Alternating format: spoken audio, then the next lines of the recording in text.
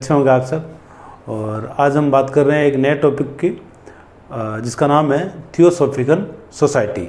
तो theosophical society जो है, यहाँ से भी हम देखते हैं अक्सर क्वेश्चन वगैरह आपसे पूछे जाते हैं। जैसे हम पीछे बात कर चुके हैं, एक तो ब्रह्म समाज की बात कर चुके हैं और एक हमने राजा राम मोहन राय का जो करैक्टर है उसको हम बहुत ही विस्तार से समग्रता के साथ हम लोग देख चुके हैं। आज हम बात कर रहे हैं थियोसॉफिकल सोसाइटी। तो अब देखें कि थियोसॉफिकल सोसाइटी, तो आजकल देखें आप कि जो परीक्षा का जो पैटर्न है वो बिल्कुल बदला हुआ है और बहुत ही सूक्ष्मता के साथ आपसे क्वेश्चन पूछे जा रहे हैं। तो थियोसॉफिकल सोसाइटी या थियोसॉफिकल सभा, इसकी यदि हम बात करें तो यदि इसका जो उद्देश्य है उसको हम देखें तो इसका उद्देश्य क्या रहा है स्थापना का। तो थियोसॉफिकल सोसाइटी जो है इसका उद्देश्य रहा है धर्म के माध्यम से समाज सेवा। अब देखें यदि प्रश्न ये बने तो बहुत ही शानदार क्वेश्चन बन सकता है ये, जिसकी जानकारी आप लोगों को होनी चाहिए। तो थियोसॉफिकल सोसाइटी जो है इसका उद्देश्य है धर्म के माध्यम से समाज सेवा को करना। तो अल्टीमेट जो उद्देश्य है वो समाज सेवा है, लेकिन माध्यम क्या है? धर्म। तो धर्म के माध्यम से समाज सेवा को करना। और इसके जो संस्थापक रहे हैं वो आप देखो कि इसके जो संस्थापक हैं वो प्रभावित हैं किससे? भारतीय संस्कृति से। भारतीय संस्कृति से प्रभावित होकर के हम देखते हैं, एक तो HP, ध्यान रखेंगे आप लोग, HP ब्लावत्स्की और HS ओलकोट। HP ब्लावत्स्की और HS ओलकोट जो हैं वो इसकी स्थापना करते हैं। और आप देखो कि ये जो है इसका संबंध है कहाँ से? रूस से। और इसका जो संबंध है वो रहा है कहाँ से? अमेरिका से। तो रूस की HP ब्लावत्स्की और अमेरिका के HS ओलकोट मिलकर के स्थापना करते हैं किसकी? थियोसॉफिकल सोसाइटी की। और आप देखें कि यदि ये प्रश्न आपसे पूछा जाए कि थियोसॉफिकल सोसाइटी जो है इसकी स्थापना कहाँ हुई, तो कहाँ की यदि हम बात करें तो स्थापना हुई है इसकी न्यूयॉर्क। कहाँ? आपके अमेरिका। तो न्यूयॉर्क अमेरिका में स्थापना हुई है थियोसॉफिकल सोसाइटी की। कब की यदि हम बात करें तो आप देखें स्थापना हुई है इसकी 1875 के अंदर। तो थियोसॉफिकल सोसाइटी या थियोसॉफिकल सभा जो है इसकी स्थापना का उद्देश्य क्या है? धर्म के माध्यम से समाज सेवा करना। और धर्म के माध्यम से समाज सेवा करने के लिए भारतीय संस्कृति से प्रभावित दो व्यक्ति HP ब्लावत्स्की और HS ओलकोट। ब्लावत्स्की जो है इसका संबंध रूस से है और ओलकोट का संबंध है अमेरिका से। तो ये जो लोग हैं ये स्थापना करते हैं किसकी? थियोसॉफिकल सोसाइटी की। कहाँ पर?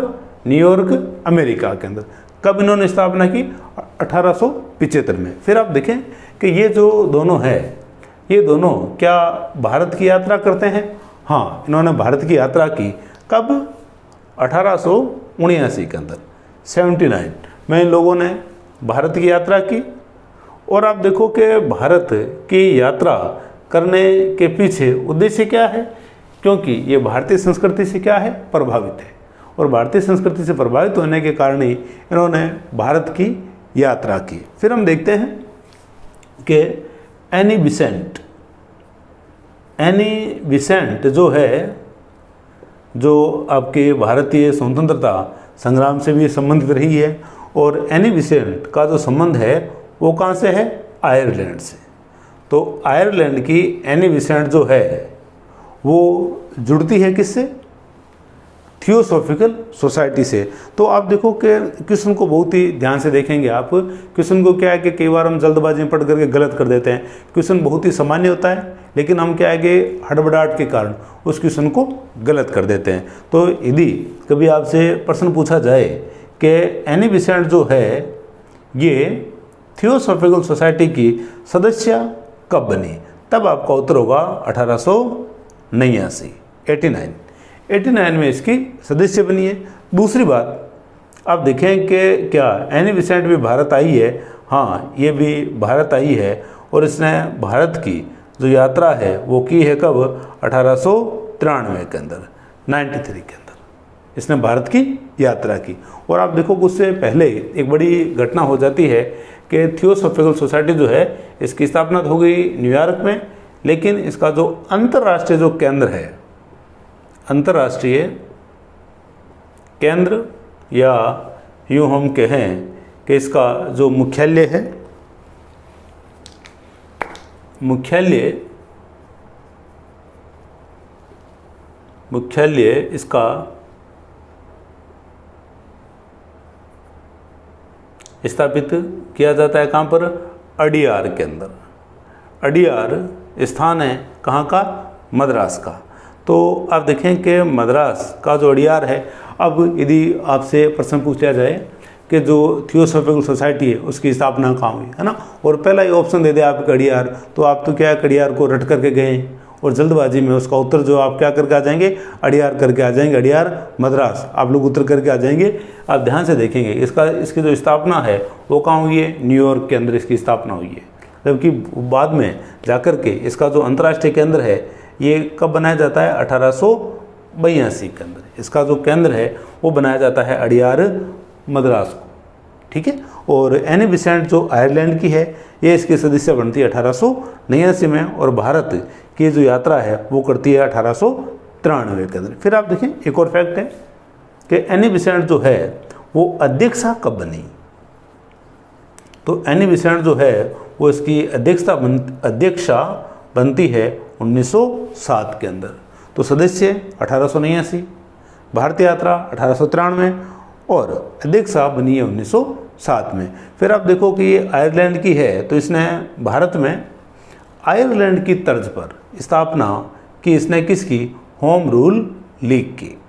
आपको याद होगा बहुत अच्छे से, होम रूल लीग की जो स्थापना है वो एनी बिसेंट के द्वारा भी की जाती है और बाल गंगाधर तिलक के द्वारा भी की जाती है। एक बार प्रश्न पूछा गया कि भारत में कितनी होम रूल लीग बनी थी? तो 2 बनी थी, एक तो तिलक ने बनाई थी और एक बनाई है एनी ने। तो एनी जो होम रूल लीग है इसकी स्थापना करती है 1916 के अंदर।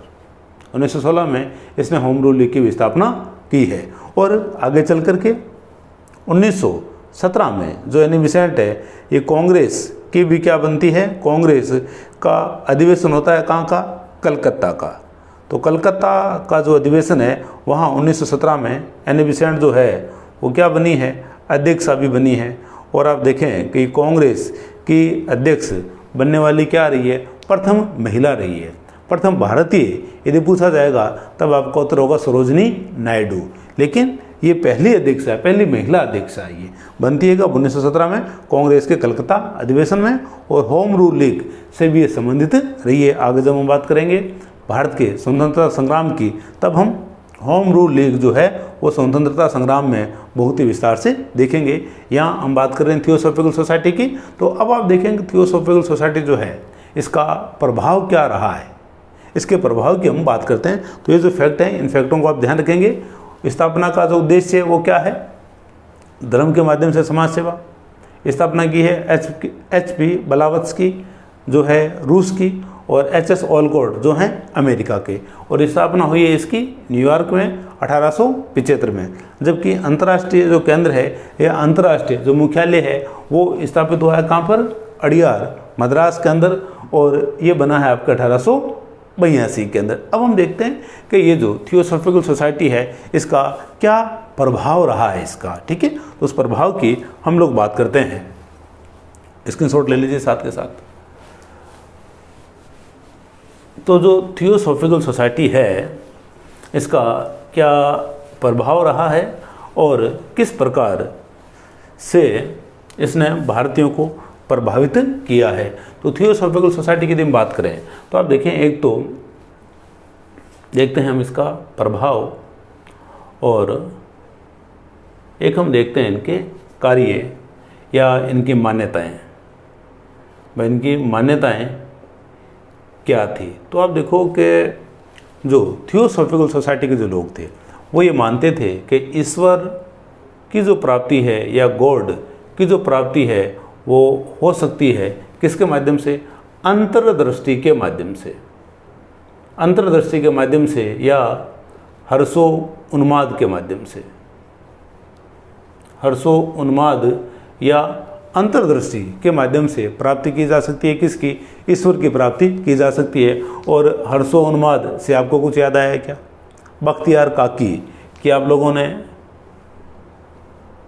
चर्चा देखी होगी सूफी आंदोलन में। तो वहाँ हम देखते हैं कि बख्तियार काकी जो है वो हर्षोन्माद की स्थिति में ही क्या हो जाता है? मृत्यु को प्राप्त हो जाता है। तो यहाँ ये कह रहे हैं कि भाई ईश्वर की जो प्राप्ति है वो अंतर्दृष्टि से हो सकती है और हो सकती है किससे? हर्षोन्माद से। दूसरी ये बात करते हैं कि जो जितनी भी समस्याएं हैं, शारीरिक है या मानसिक है, उनको तैयार किया जा सकता है किसके द्वारा? ध्यान के द्वारा और योग के द्वारा। दूसरा ये विश्वास करते हैं आत्मा और परमात्मा के मिलन में भी इनकी विश्वास है। और भारत के जो भी वेद हैं और सांख्य आदि जो दर्शन हैं, इन सभी को ये क्या करते हैं? मान्यता देते हैं। लेकिन महत्वपूर्ण बात ये है कि आप देखोगे इन बातों के माध्यम से ये पहुंच जाते हैं कहाँ पर? तांत्रिक विद्या तक। तांत्रिक विद्या जो है इसमें भी बिलीव रहा है किसका? थियोसॉफिकल सोसाइटी का। थियोसॉफिकल सोसाइटी ने तांत्रिक विद्या में भी विश्वास किया। इस कारण बड़े पैमाने पर जो कर्मकांड आदि के जो विरोधी जो लोग थे, उन्होंने दूरी बना के रखी है किससे? थियोसॉफिकल सोसाइटी से। तो आप देखें कि थोड़ा सा अंतर हम देखते हैं। हमने पहले जो बात है वो की है ब्रह्म समाज की। तो आप देखो ब्रह्म समाज जो है उसका आधार क्या है?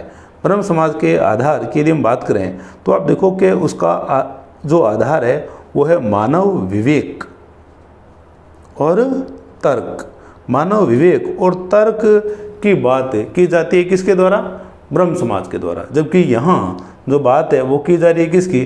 तांत्रिक विद्या की बात की जा रही है। तो आप देखोगे इन दोनों में हमें क्या दिखाई दे रहा है? विरोधाभास दिखाई दे रहा है। इसी कारण जो कर्मकांड विरोधी जो लोग थे, उन्होंने ब्रह्म समाज से दूरी बना करके रखी हुई थी। फिर और यदि हम बात करें तो आप देखो कि प्रभाव में यदि हम और देखें तो एक इसका बड़ा जो प्रभाव है, आप देखो कि वर्तमान में BHU जो है ये एक वर्तमान में भी हमें कार्य दिखाई देता है, बनारस हिंदू विश्वविद्यालय। इसकी यदि हम बात करें तो आप देखो कि 1898 के अंदर 1898 में एनी बिसेंट 1898 में जो एनी बिसेंट है, इसने अपने जो उद्देश्य हैं उन उद्देश्यों की पूर्ति के लिए इसने स्थापना की थी सेंट्रल हिंदू स्कूल की। सेंट्रल हिंदू स्कूल की इसने स्थापना की 1898 में। और यही सेंट्रल हिंदू स्कूल जो है आगे चल करके 1916 में बदल जाता है किसमें? बनारस हिंदू विश्वविद्यालय में। तो ये एक इसका बड़ा प्रभाव रहा। फिर आप देखें कि इसने हिंदू पुनर्जागरण के लिए भी इसने महत्वपूर्ण कार्य किया है। और आप देखें कि जो थियोसॉफिकल सोसाइटी है, थियोसॉफिकल सोसाइटी ने भारत में आकर के जो भारतीय धर्म है इनमें इसने तुलनात्मक अध्ययन किया था। और एक इनका जो उद्देश्य है उसमें यह भी था कि धार्मिक भातृत्व की जो भावना है वो भी स्थापित होनी चाहिए। तो इसके लिए इसने क्या है कि भारत में जो भी धर्म वगैरह चल रहे थे उन सभी में तुलनात्मक इन्होंने अध्ययन किया। और भारत में आकर के भारत की जो गौरवशाली जो परंपराएं हैं, गौरवशाली परंपराएं जो रही है भारत की, उन सभी का भी इसने अध्ययन किया। और भारतीयों के अंदर एक गौरव की भावना या एक आत्मिक गौरव की जो भावना है वो भी इन्होंने पैदा की। इस कारण हम देखते हैं कि आत्मिक गौरव की जो भावना है, इस कारण भारतीयों में राष्ट्रवाद जो है उसके उभार में भी योगदान दिया है किसने? थियोसॉफिकल सोसाइटी ने। लेकिन यदि कभी आपके सत्य असत्य में कोई क्वेश्चन आए कि क्या थियोसॉफिकल सोसाइटी ने भारतीय धर्म में कोई स्थायी प्रभाव छोड़ा है, तो उसका उत्तर होगा नहीं। ये भारतीय धर्म में किसी भी प्रकार का कोई स्थायी जो परिवर्तन है स्थायी परिवर्तन ये लाने में सक्षम नहीं हो पाती है। कौन? ना तो एनी बेसेंट और ना ही ये सोसाइटी। ठीक है, तो ये हम बात कर चुके हैं किसके बारे में? थियोसॉफिकल सोसाइटी के बारे में। तो चीज़ों को इसी प्रकार से आप पढ़ें और विस्तार से चीज़ों को पढ़ने का आप लोग प्रयास करें। जल्दी मिलते हैं अगले वीडियो के साथ।